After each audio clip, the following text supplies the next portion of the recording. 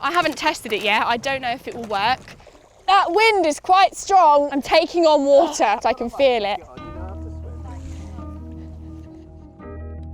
It's hard to understand why anyone would want to traverse Britain's canals on a raft made entirely of junk. But it's a subject close to paddleboarder Lizzie Carr's heart.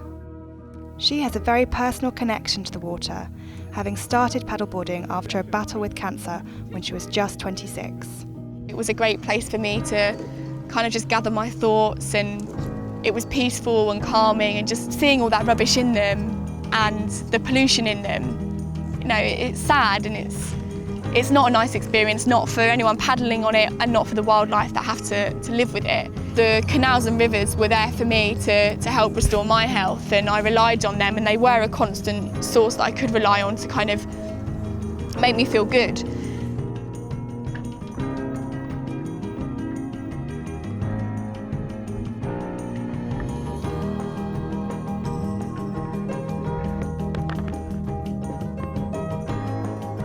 So I took on this challenge of building the raft really because I wanted to highlight the amount of plastic rubbish in our canals and rivers up and down the country. In May this year, I paddleboarded the length of England, and I plotted every single piece of plastic that I saw along my route to kind of create this great big map.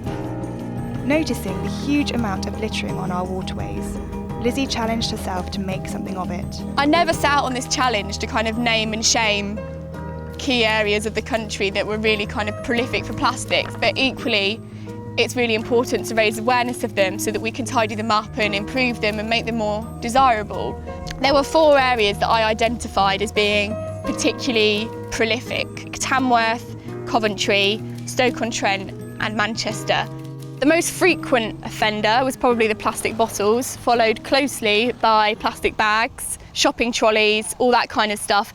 Frisbees, like unusual things, genuinely kitchen sinks, like you would find that sort of thing in there. Scooters, car bonnets, engines, and you always are kind of left wondering when you're pulling out the water if there's going to be a body or something attached to it. Returning to these areas with Olympic canoe medalist Rich Hounslow, the pair collected as much rubbish as they could. I paddled for a few hours every day to collect the bottles that I've got to make this raft. It's pretty disgusting when you see quite how much there is. Lizzie then roped in her boyfriend Russell to help with the build.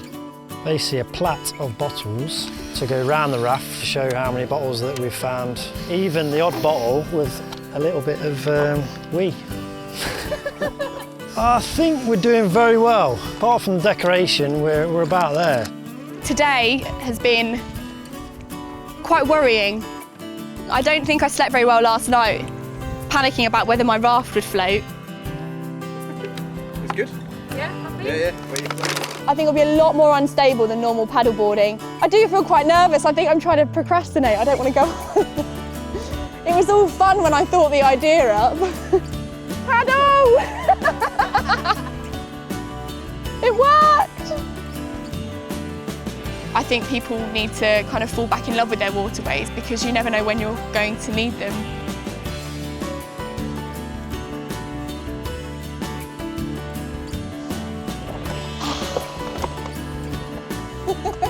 Anybody else fancy a ride?